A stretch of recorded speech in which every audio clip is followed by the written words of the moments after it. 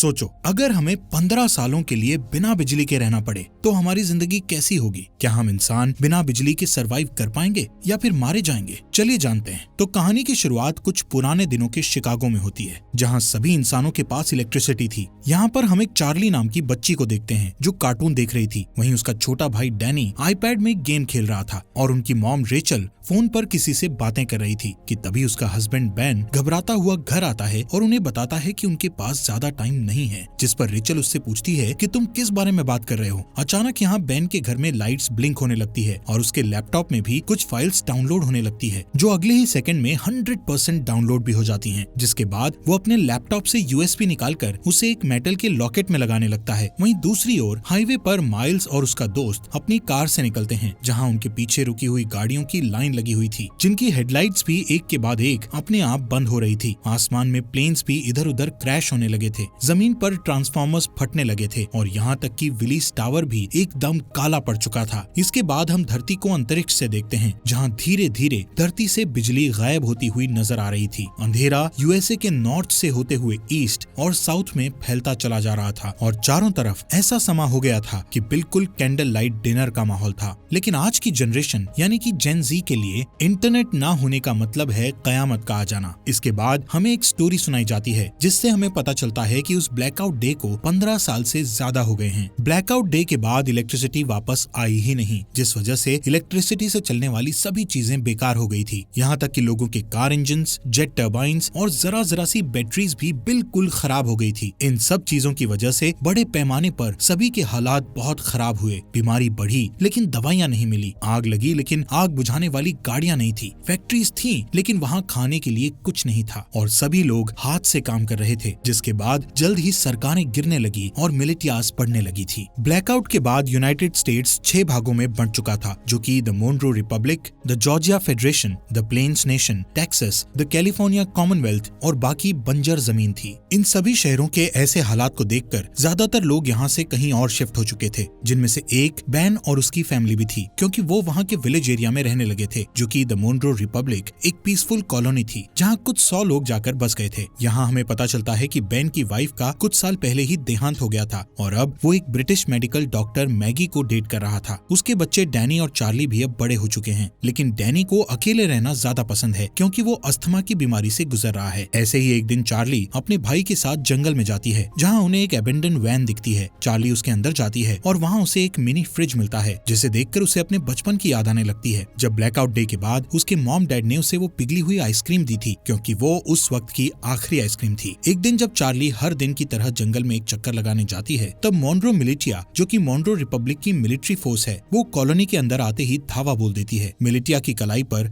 एक टैटू गुदा हुआ था, जो कि मोनरो रिपब्लिक के मेंबर्स का सिंबल था, जिससे उन्हें पहचाना जा सकता था। अब क्योंकि ये मोनरो रिपब्लिक के सेटलमेंट का समय है, इसलिए वहाँ रहने वाले सभी लोगों को टैक्स के रूप में अपनी फसलें देना उनकी जिम्मेदारी है। हालांकि बेन जानता है कि ये टैक्स से कहीं ज्यादा है। बेन को लगता है कि उनके साथ कुछ बुरा होने वाला है, इसलिए वो अपने सबसे अच्छे दोस्त आरोन के पास जाता है और उसे वो लॉकेट दे देता है जिसमें बेन ने मूवी के शुरू में वो यूएसबी लगाया था। बेन आरोन से कहता है कि चाहे कुछ भी हो जाए, तुम्हें इस लॉकेट को कुछ नहीं होने देना। तभी उस मिलिटिया ग्रुप का कैप्टन मेजर टॉम नेवेल वहाँ आ जाता है और बेन को अपने साथ चलने के लिए कहता है। वो उससे उसके भाई माइल्स के बारे में पूछता है, जिस पर बेन कहता है कि वो माइल्स से पिछले 15 सालों से नहीं मिला है। वहाँ मौजूद सभी लोग डर के मारे देखते हैं कि मिलिटिया ग्रुप अपने कदम वापस लेने लगता है कि अचानक वहाँ डैनी आकर उनकी ओर क्रॉसबो पॉइंट करता हुआ अपने डैड को ना ले जाने की धमकी देता है। बेन उसे शांत करने की कोशिश करता है, लेकिन इससे कोई फायदा नहीं होता और गलती से डैनी उन पर गोली चला देता है, जिससे वहाँ मौजूद एक दुश्मन मारा जाता है।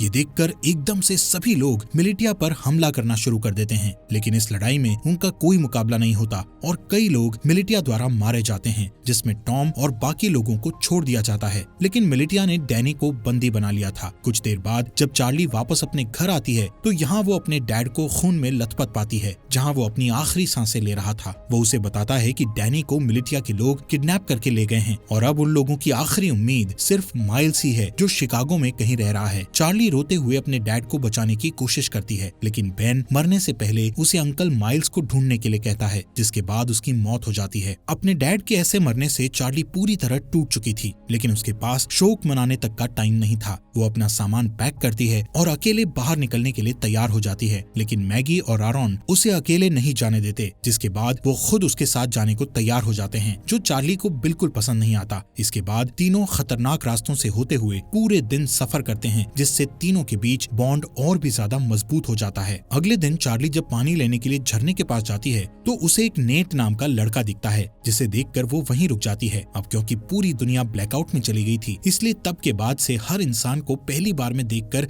खतरा ही समझा जाने लगा था। यहाँ तक कि चार्ली जैसी लड़की के लिए बहुत सी चीजें दिमाग में होती हैं, लेकिन खुशकिस्मती से नेट सिर्फ उससे उसका नाम पूछता है और उसे जाने देता है। उस रात चार्ली और उसके दोस्तों को एक टूटा फूटा प्लेन मिलता है, जिसमें वो रात गुजारने की सोचते हैं, लेकिन बदकिस्मती से ये स्कैवेंजर्स ग्रुप का ठिकाना था, जहाँ उन लोगों को देखकर कुछ चोर यहाँ आते हैं और चाकू की नोक पर उनमें से एक चार्ली को उनसे दूर ले जाता है। मैगी को यहाँ कुछ खतरा महसूस होता है कि तभी वो अपने तेज दिमाग का इस्तेमाल करके उन चोरों को विस्की पिला देती है, जिसके ठीक बाद वो लोग उल्टी करते हैं और मर जाते हैं। वहीं दूसरी ओर आखिरी चोर चार्ली को मारने की कोशिश करता है कि तभी अचानक वहाँ नेट आ जाता है और उसे बचा लेता है। अगली सुबह नेट उन तीनों के साथ जाता है, क्योंकि यहाँ पता चलता है कि वो भी उनके साथ शिकागो जा रहा है। मैगी उसे अपनी टीम में देखकर कंफ्यूज्ड हो जाती है, क्योंकि नेट उसके लिए बिल्कुल अनजान था। इसलिए वो चार्ली को वार्निंग देती है कि उसे ऐसे ही किसी पर भरोसा नहीं करना चाहिए, लेकिन कुछ देर बाद उसे याद आता है कि हर कोई बुरा नहीं है, इसलिए अब उसे नेट से कोई परेशानी नहीं थी। अगले सीन में जब मेजर टॉम और उसकी आर्मी आराम कर रही थी तो डैनी इस बात का फायदा उठाकर वहाँ से भागने की कोशिश करता है और हथकड़ियों का ताला खोलकर भाग जाता है, लेकिन कुछ दूर और भागने के बाद उसे अस्थमा का दौरा पड़ता है और वो वहीं एक घर के पास गिरकर बेहोश हो जाता है। कुछ घंटों बाद जब उसकी आंख खुलती है तो वो अपने सामने एक लड़की को उस पर बंदूक ताने देखता है। वो लड़की अपना नाम ग्रेस बताते हुए उससे पूछती है कि वो कहाँ से आया है, जिस पर डैनी बताता है कि कुछ लोगों ने उसे किडनैप कर लिया था, जिनसे बचता हुआ वो यहाँ आया है। ये सुनकर वो लड़की बंदूक नीचे करती है, जिसके बाद वो उसे अस्थमा पंप देती है और बताती है कि ये उसके मरे हुए बेटे का है। इसके बाद हम उन चारों के ग्रुप को देखते हैं जो फाइनली शिकागो पहुंचते हैं, जो कि मोन्ट्रो रिपब्लिक में ही है। यहाँ देखने लायक बात है कि रिगली फील्ड पूरी तरह से आईवी प्लांट से कवर्ड है, सड़कें मछुआरों से भरी हुई है और फोक्सवैगन बीटल जैसी गाड़ियों को घोड़े की बग्गी में बदल दिया गया है। बेन की बताई जानकारी के बाद वो सभी एक होटल में पहुंचते हैं। बारटेंडर से माइल्स के बारे में पूछते हैं। पहले तो वो बारटेंडर माइल्स नाम के किसी इंसान को जानने से मना कर देता है, लेकिन जब चार्ली उसे अपने डैड बेन के बारे में बताती है कि हाल ही में उनकी डेथ हुई है, तो वो बताता है कि वो खुद ही माइल्स है, लेकिन वो उन सभी से अपनी पहचान को छुपाए रखने के लिए बोलता है। कुछ देर बाद माइल्स अपनी भतीजी को अंदर ले जाता है और उससे प्राइवेटली बात करता है, जहाँ चार्ली बताती है कि कैसे मिलिटिया ने उसके डैड को बेरहमी से मार डाला और डैनी को किडनैप करके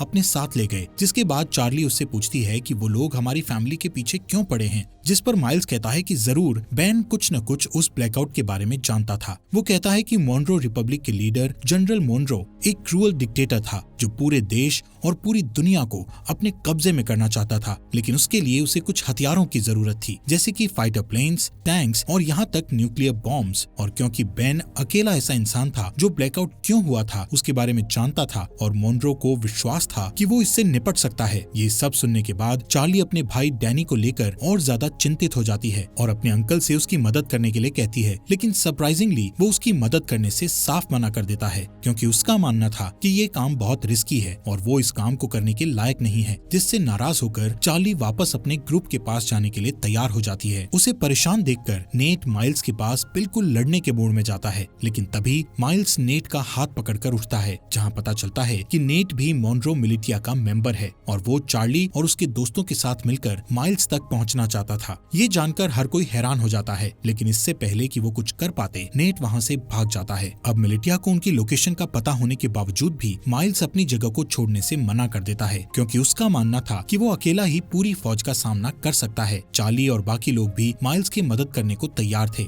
लेकिन माइल्स गुस्से में उन पर चिल्लाते हुए उन्हें यहाँ से दूर जाने के लिए कहता है। कुछ ही देर बाद नेट अपने साथ बहुत सारे आर्मी सेना को लेकर माइल्स से लड़ने आता है, लेकिन इतने सैनिक होने के बावजूद भी माइल्स सभी से बड़ी सफाई से तलवारों का इस्तेमाल करके लड़ता है और एक एक करके सबको मार देता है। जिसके बाद वहाँ चार्ली और उसके दोस्त वापस आ जाते हैं और माइल्स के साथ लड़ाई में में शामिल हो जाते हैं। इसी बीच मिलिटिया का एक आदमी चार्ली को जान से मारने की कोशिश करता है, लेकिन अचानक से तभी नेट आकर उस आदमी को मार गिराता है। थोड़ी ही देर बाद माइल्स मिलिटिया के कैप्टन को जान से मारकर लड़ाई खत्म करता है, जिसके बाद वो चार्ली और बाकी लोगों के साथ डैनी को ढूंढने के लिए निकल जाता है, जो सुनकर भी सभी काफी खुश होते हैं। कुछ देर बाद माइल्स को अचानक से उस ब्लैकआउट डे का एक फ्लैशबैक याद आता है और यहाँ से सीन फ्लैशबैक में जाता है, जहाँ सारी दुनिया में अचानक अंधेरा छा जाने के बाद वो अपने दोस्त के साथ कार से बाहर निकलता है और अपने दोस्त के साथ मरीन कॉर्प्स बेस में जाता है, जहाँ हमें पता चलता है कि ये दोनों मरीन पुलिस हैं। यहाँ अंदर जाने के लिए उन्हें अपने हाथ पर बना वो एम नाम का टैटू दिखता है, जिससे पता चलता है कि माइल्स का दोस्त, जिसका नाम सेबेस्टियन मॉन्रो है और वो इस समय मॉन्रो रिपब्लिक का लीडर भी है। वहीं दूसरी ओर मेजर टॉम और उसके आदमी डैनी के फुटप्रिंट्स का पीछा करते हुए ग्रेस के घर तक पहुँचते हैं। डरी हुई ग्रेस डैनी को बचाने की कोशिश करती है, लेकिन जैसे ही टॉम उसे जान से मारने की धमकी देता है तभी वो पीछे हटती है और टॉम उसके घर में घुसकर डैनी को पकड़ लेता है। उनके जाने के बाद ग्रेस चुपके से बेसमेंट में जाती है और एक लॉकेट निकालती है जो बिल्कुल आरॉन के लॉकेट जैसा था। जैसे ही वो उसे दबाती है तो अचानक से कमरे में बल्ब चालू हो जाता है। इसके बाद ग्रेस उस लॉकेट को कंप्यूटर में लगाती है और किसी से चैट करना शुरू कर देती है। दूसरी तरफ जो ग्रेस से चैट कर रहा था वो बहुत खुश था कि मिलिटिया को उनके छुपे हुए राज के बारे में नहीं पता चला। यहाँ प्रेजेंट में माइल्स ग्रुप को अपने साथ ही रखता है, जो कि अपनी एक पुरानी साथी को ढूंढ रहा है जिसका नाम नोरा है, जो एक्सप्लोजिव्स बनाने में माहिर है।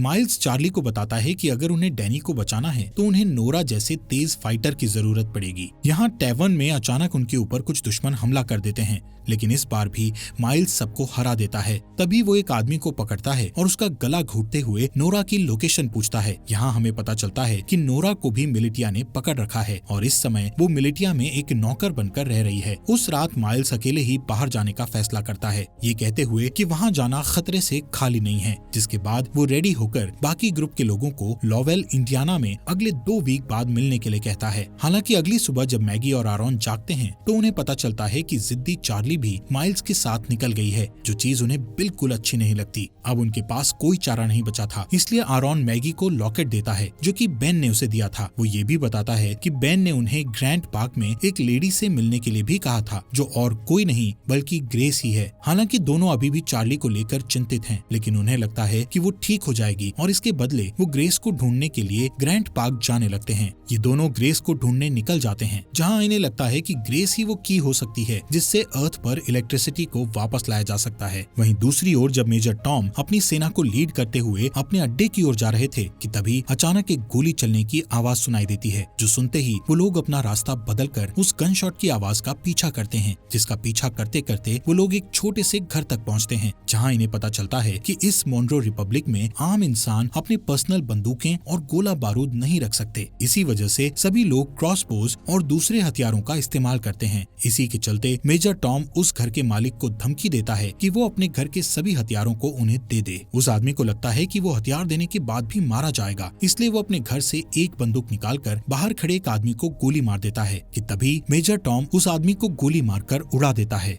इन सब चीजों के बाद हम वहीं डरे हुए डैनी को देखते हैं। अगले सीन में मिलिटिया के अड्डे पर हमें फॉर्मली जनरल मॉन्रो से मिलवाया जाता है, जिसका हाथ इन सभी बुरी चीजों में है। मॉन्रो वहाँ मौजूद एक आदमी से अपने हथियारों के बारे में पूछता है, लेकिन जब वो डरा हुआ आदमी उसका कोई जवाब नहीं देता तो वो उसे बेरहमी से जान से मार देता है। जिसके बाद वो दूसरे रूम में अपने एक दूसरे वर्कर के पास जाता है, जहाँ हमें पता चलता है कि ये बेन की वाइफ रेचल है, जिसे हम मरा हुआ मानते हैं। यहाँ मॉन्रो रेचल को बताता है कि बेन मर चुका है और ये सुनकर रेचल बहुत परेशान हो जाती है। इस दौरान चार्ली पूरे दिन जंगल में घूमती हुई आखिर में अपने अंकल को ढूंढती है, जहाँ माइल्स उससे गुस्सा था क्योंकि उसने उसकी बात नहीं सुनी थी। लेकिन जब चार्ली बताती है कि उसके भाई को अस्थमा का दौरा पड़ता है तो वो शांत हो जाता है। कुछ देर बाद उन्हें ढेर सारे मजदूर दिखते हैं जो हाथों से हेलीकॉप्टर को खींचकर ले जा रहे थे। यहाँ पता चलता है कि जनरल मॉन्रो को विश्वास है कि एक दिन इलेक्ट्रिसिटी जरूर आएगी और उस दिन के लिए वो खुद को तैयार करना अभी से शुरू कर देता है। इन सभी मजदूरों में माइल्स नोरा को भी देखता है और चार्ली से कहता है कि उसे इतने सारे लोगों में से बचाना मुश्किल होगा क्योंकि यहाँ कई सारे गार्ड्स के पास स्नाइपर राइफल भी हैं। लेकिन माइल्स अपने दोस्त को हर हालत में बचाना चाहता है। वो नोरा को बचाने का प्लान बनाते हुए रात होने का इंतजार करता है और जैसे ही रात होती है तो सबसे पहले लिए चार्ली डिस्ट्रैक्शन पैदा करती है और वहाँ मौजूद गार्ड्स को भगा देती है। फिर वो वहाँ गार्ड्स के पीछे छुप जाता है और आखिर में नोरा को बचाकर अपने साथ ले जाता है। लेकिन इस बात से नोरा नाराज हो जाती है क्योंकि वो खुद जानबूझकर कैदी बनी हुई थी, क्योंकि उसे उनकी राइफल चुरानी थी। उन स्नाइपर्स के पास ऐसे हथियार हैं जो आमतौर पर मिलना मुश्किल हैं। कुछ देर बाद माइल्स नोरा से कहता है कि उसे अपनी भतीजी को बचाने के लिए उसकी मदद चाहिए, जिसके लिए वो तुरंत मान जाती है। लेकिन इसके बदले वो उससे स्नाइपर्स से राइफल चुराने में मदद मांगती है। माइल्स को ये मुश्किल लगता है, लेकिन इस समय उसके पास नोरा की बात मानने के अलावा कोई चारा नहीं था। थोड़ी देर बाद वो तीनों पास की एक झोपड़ी में जाते हैं, जहाँ वो तीनों डैनी को बचाने की प्लानिंग करते हैं। बारूद का यूज करके नोरा एक टेम्पररी हथियार बनाती है, जिसका इस्तेमाल वो उन स्नाइपर्स वाले गार्ड को मारने के लिए करेंगे। लेकिन एक दिक्कत ये है कि इस हथियार का असर सिर्फ कुछ मीटर्स तक ही रहेगा, जिसका मतलब हुआ कि उनमें से किसी एक को गार्ड के पास जाकर उन्हें गोली मारनी होगी। वो लोग प्लान करते हैं कि माइल्स और नोरा आसानी से उनकी पकड़ में आ जाएंगे, लेकिन चार्ली उनका आखिरी ऑप्शन होगा। यहाँ से जाने से पहले माइल्स उनसे कहता है कि जैसे ही वो सभी गार्ड्स मर जाएंगे तो वो सभी पहरेदारों को निकाल लेंगे। कुछ ही देर बाद चार्ली अपने हथियार को स्लीव्स के अंदर छुपाती है और एक खोया हुआ इंसान होने का नाटक करती हुई पहरेदारों के पास जाती है, जिसके बाद वो तुरंत हथियार लेकर गार्ड्स के पास जाती है और तुरंत उन्हें मार देती है। इससे पहले कि बाकी गार्ड्स कुछ कर पाते, वहाँ नोरा और माइल्स आकर उन पर हमला कर देते हैं। इस लड़ाई के बाद जब वो लोग सभी मजदूरों को आजाद कर रहे थे तो नोरा ये रिवील करती है कि उसने अपने रेबल के लिए स्नाइपर चोरी की थी।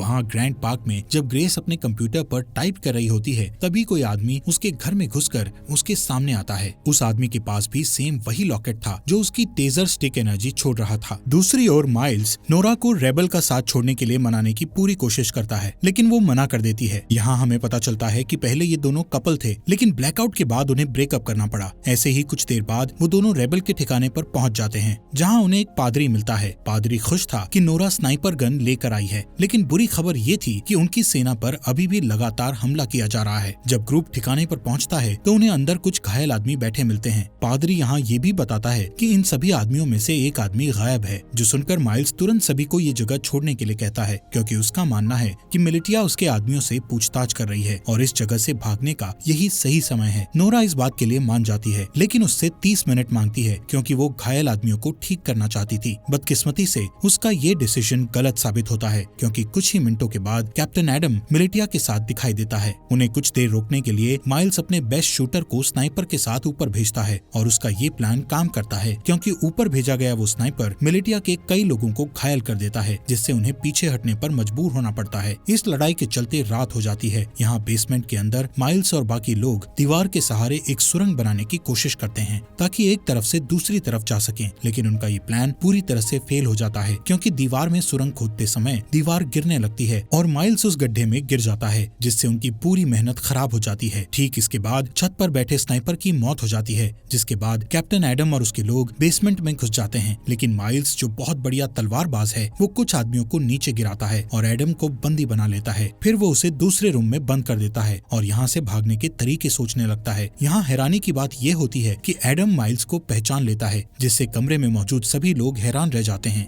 ये देखकर चार्ली उनसे पूछती है, तुम एक दूसरे को कैसे जानते हो? यहाँ कहानी एक अलग मोड़ लेती है, जहाँ एडम ये रिवील करता है कि पहले माइल्स जनरल मुनरो का राइट हैंड था। यहाँ तक कि माइल्स वो इंसान है जिसने मिलिटिया को लड़ना सिखाकर इतना खतरनाक बनाया है। लेकिन इतना रिवील होने के बावजूद भी माइल्स उन्हें मारने पर अपना फोकस रखता है। माइल्स उनके सामने एक डील रखता है, जिसमें वो खुद को मुनरो मिलिटिया के सामने सरेंडर करेगा, लेकिन उसके बदले में उसके ग्रुप के किसी भी इंसान को कोई नुकसान नहीं पहुंचाया जाएगा। किसी वजह से एडम ये डील एक्सेप्ट कर लेता है। हो सकता है उसे अपनी जान की परवाह हो इसलिए। खैर, इसके बाद जल्द ही माइल्स को मुनरो मिलिटिया ले जाया जाता है। यहाँ से सीन फ्लैशबैक में जाता है, जहाँ हम ब्लैकआउट के 2 वीक बाद का सीन देखते हैं, जब माइल्स अपने भाई को ढूंढने के लिए शिकागो आया था और उसका सबसे अच्छा दोस्त मुनरो भी उसके साथ था। वहीं रास्ते में उन्हें 2 आदमी मिलते हैं, जिनमें से एक आदमी दूसरे को बहुत बुरी तरह पीट रहा था। एक अच्छा इंसान होने के नाते माइल्स उनके पास जाता है और अपनी बंदूक निकालकर उनमें से एक को गोली मार देता है। इसके बाद दोनों दोस्त उस बचे हुए चोटिल इंसान की मदद करते हैं, जो और कोई नहीं बल्कि कैप्टन एडम ही था, और इसीलिए वो आज तक माइल्स की इतनी रिस्पेक्ट करता है, क्योंकि उसने उसकी जान बचाई थी। यहाँ से सीन वापस प्रेजेंट में आता है। जैसे ही माइल्स मिलिटिया को अपनी जगह पर ले जा रहा था, तो रास्ते में वो एक ब्रिज पार करते हैं, जहाँ अचानक से एक एक्सप्लोजन होता है, जिससे सभी लोग चौंक जाते हैं और इसी इसी दौरान नोरा और चार्ली माइल्स को उनसे बचा लेते हैं। वहाँ से जाने से पहले वो एक और एक्सप्लोजन करते हैं जिससे वो पकड़े न जाएं। वहीं दूसरी ओर मैगी और आरॉन जो ग्रेस को ढूंढने के मिशन पर हैं, आखिरकार वो उसके घर तक पहुँच जाते हैं, लेकिन उस घर में कोई भी नहीं था क्योंकि ग्रेस ने ये घर छोड़ दिया था। यहाँ आरॉन जो गूगल का एक पुराना एम्प्लॉय होने का दावा करता है और कहता है कि वो कंप्यूटर के बारे में बहुत कुछ जानता है। इसके बाद वो बेसमेंट में जाता है जहाँ उसे ग्रेस का कंप्यूटर रखा मिलता है, जिसे देखकर पता चलता है कि इसे हाल ही में बनाया गया था, जिससे पता चलता है कि यहाँ इलेक्ट्रिसिटी थी। हालांकि जब वो कई घंटों तक कंप्यूटर की जांच पड़ताल करता है तो उसे वहाँ कोई सुराग नहीं मिलता। आरॉन थक जाता है और ऊपर जाकर वो कंप्यूटर मैगी को दिखाता है। तभी उसका लॉकेट चमकने लगता है और पास में रखे हेडफोन में गाना बजना शुरू हो जाता है, जहाँ मैगी के आईफोन में जान सी आ जाती है, जिसकी वजह से वो कई सालों बाद अपने बच्चों को देखती है। दोस्तों, हमारे फॉक्स एक्सप्लेनर हिंदी चैनल को सब्सक्राइब करना मत भूलना। और ये रेवोल्यूशन वेब सीरीज आपको यहाँ तक कैसी लगी, इस सीरीज के नेक्स्ट एपिसोड लाएं या नहीं, कमेंट बॉक्स में हमें जरूर बताएं।